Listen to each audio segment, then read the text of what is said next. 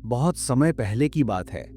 पहाड़ों से घिरे एक छोटे से गांव में एक किसान का बेटा राजू रहता था। राजू दिल का साफ था, मेहनती भी था, लेकिन उसके मन में एक कमजोरी घर कर गई थी। वो हमेशा अपनी तुलना दूसरों से करता था। गांव में जब भी बच्चे दौड़ लगाते, राजू सबसे पीछे रह जाता। जब खेल होते तो कोई ऊंचा कूद जाता, कोई तेज भाग जाता, कोई गीत गा देता, कोई बांसुरी बजा देता। राजू हर बार मायूस हो जाता। वो सोचता, क्यों मैं किसी भी काम में अच्छा नहीं हूं? क्यों सब मुझसे बेहतर हैं? धीरे धीरे ये आदत उसके भीतर हीन भावना में बदलने लगी। जब भी कोई दोस्त अपनी तारीफ करता, राजू के चेहरे पर मुस्कान तो होती, लेकिन भीतर ही भीतर वो टूट जाता। उसका आत्मविश्वास कम होता जा रहा था। एक दिन बहुत उदास होकर राजू जंगल की तरफ निकल गया। वहां एक शांत नदी बहती थी और उसके किनारे एक बड़ा पीपल का पेड़ था।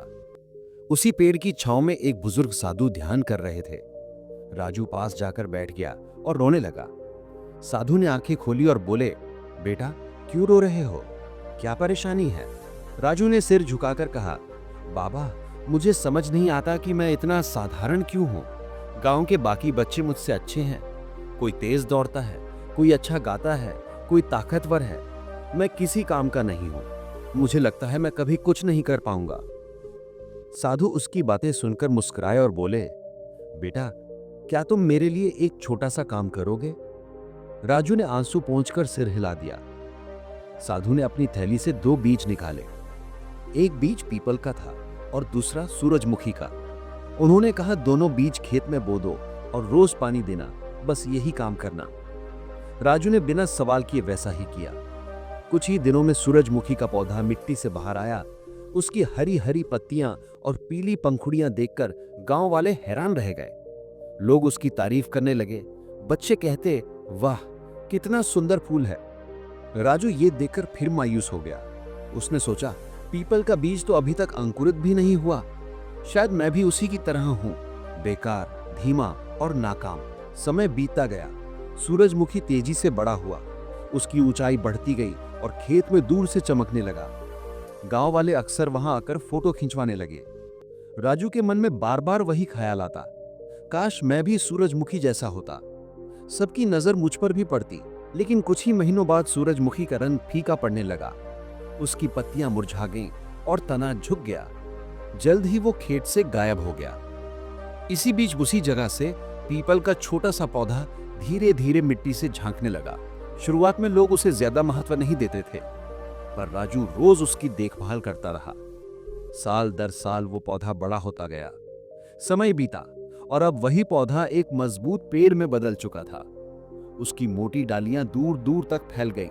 उसकी छांव में लोग बैठकर आराम करने लगे। बच्चे खेलते, बूढ़े विश्राम करते और यात्री थककर वहीं रुक जाते। पक्षियों ने उसमें घोंसले बना लिए। गाय भैंस उसके नीचे बैठने लगी। अब पीपल सिर्फ एक पेड़ नहीं, बल्कि पूरे गांव का सहारा बन गया था। एक दिन साधु फिर राजू के पास आए और बोले, बेटा, देखा, सूरजमुखी जल्दी खिला और जल्दी ही मुरझा गया। लेकिन पीपल देर से बड़ा हुआ और आज सबको सहारा दे रहा है। हर बीज की अपनी गति होती है, अपनी ताकत होती है। अगर पीपल सूरजमुखी से तुलना करता तो शायद कभी बढ़ ही न पाता। राजू की आंखों में चमक आ गई। उसके दिल से जैसे कोई बोझ उतर गया। उसे समझ आ गया कि अपनी तुलना दूसरों से करना बेवकूफी है। हर इंसान का अपना समय, अपना हुनर और अपनी जगह होती है। वो साधु के पैरों में गिरकर बोला, बाबा, अब मैं समझ गया। मुझे खुद को कमजोर नहीं समझना चाहिए। मुझे बस मेहनत करनी चाहिए और अपने समय का इंतजार करना चाहिए। साधु मुस्कुराए और बोले, यही समझदारी है बेटा। याद रखो, कोई भी पेड़ रातों रात नहीं बढ़ता। उसे वक्त चाहिए, धैर्य चाहिए। इंसान भी ऐसा ही है। हर किसी का खिलने का समय अलग होता है।